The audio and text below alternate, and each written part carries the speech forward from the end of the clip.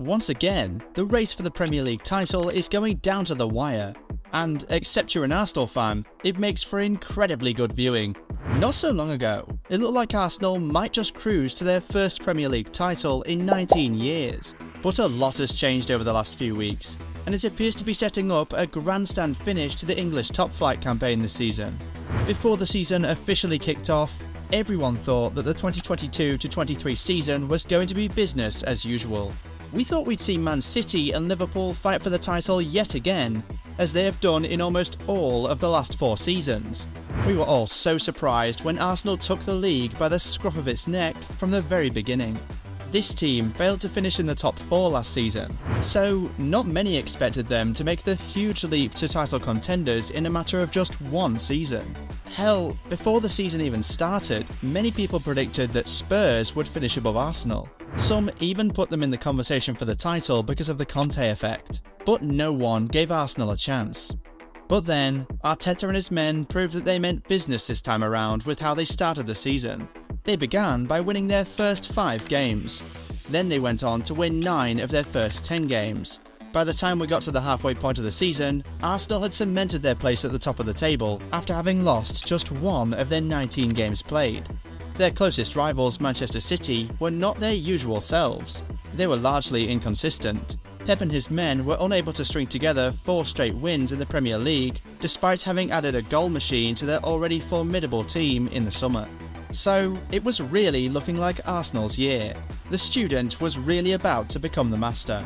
And what made people so convinced that Arteta and his men could really go all the way this time around was that City had several opportunities to really threaten Arsenal between November and February, but each time Arsenal slipped, City would also go on to slip. For example, Arsenal dropped points against Southampton in October, and the following month, what did City do? They lost to Brentford. Arsenal dropped points against Newcastle in January. The following week, City lost to United. Arsenal lost to Everton in February. The following day, City lost to Spurs. At this point, everyone was convinced that this Man City side was a different team from the ones we saw in previous seasons, who were usually near perfect in the second half of the season. This season, however, City just never looked 100%, so many started to concede the title to Arsenal. Arsenal looked the better side, and even if they faltered, City would almost certainly also drop points.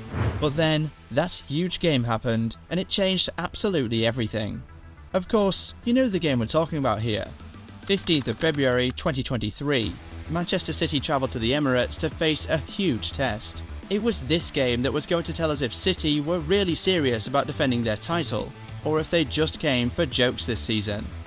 This game, which originally should have been played on game week 12, was eventually played in the middle of the season, and that alone increased the significance of and tension around the game. The atmosphere in the Emirates that day could have drowned any opponent, but Man City showed why they're champions. Goals from De Bruyne, Grealish, and the league's top goal scorer Haaland were enough to hand them the win and blow the title race open. Arsenal was still top of the table after that loss, but City had just shown intent, so they knew the coming months would not be easy at all. We expected mentalities to be hugely affected by that game. Arsenal would falter and City would grow stronger, but that didn't turn out to be the case. Arsenal won their next game, which began a run of 7 straight wins in the Premier League. Meanwhile, City drew their next game against Nottingham Forest. So, it felt like it was the same story all over again. Arsenal may falter, but City will almost certainly also drop points. But then, this is why people say the Premier League is the best league in the world. So it's unpredictable and full of twists and turns. After City's draw against Forest, it felt like something tweaked in their psyche, and they remembered who they really are. They had tough games coming, but it felt like they said to themselves, "We are City." For the first time in the entire season, they were able to win 4 games in a row, and they kept that form up, extending their winning streak to 6 games prior to the Arsenal game. That run included Liverpool and Newcastle, by the way, teams they had dropped points to earlier in the season. And City weren't just winning these games, they were winning heavily. In that run of 6 games, they had an aggregate score of 18-5. By the way, during this period, they also won 7-0 and 3-0 against Leipzig and Bayern Munich respectively in the Champions League, and 6-0 against Burnley in the FA Cup. They had entered a different gear. Meanwhile, in London, it was a slightly different case. After their run of 6 straight wins, Arsenal had a big challenge on their hands. A game against Liverpool. Liverpool had been a shadow of themselves this season, but it was always going to be a tough game, especially at Anfield. However, Arsenal started well, scoring 2 first-half goals, and they actually looked like they would come out of the game with all 3 points. But somehow, they threw away that 2-goal lead and allowed Liverpool to secure a draw. And this was in spite of the fact that Salah missed a penalty in that game. Well, these things happen, right? We all expected Arsenal to put the bad result aside and get back to winning ways in their next game against relegation-threatened West Ham. But it was the same story again. Arsenal went 2 goals up, but ended up throwing away their lead.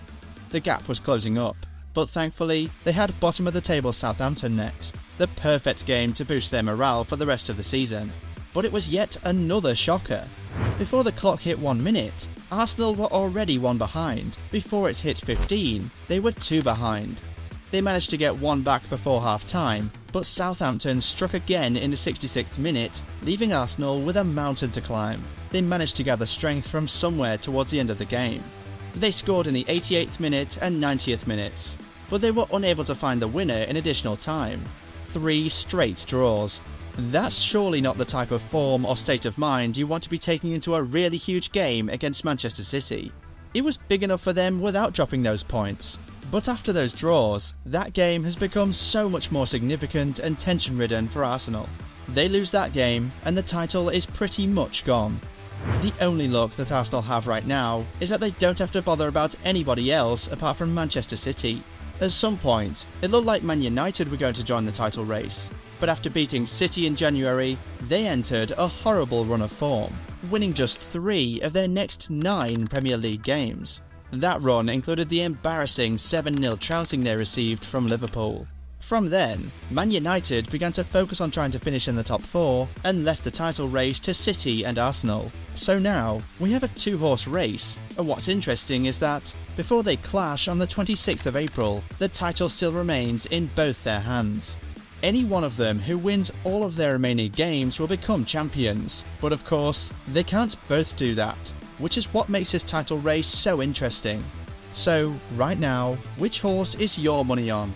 The blue one from Manchester, or the red one from London? Arsenal have that hunger and passion from not having won the Premier League in almost 2 decades, while Man City have the experience and know-how from having been in this position one too many times in recent seasons. But who will come out on top? Get in the comments and let us know who you think will be crowned Premier League champions at the end of the season.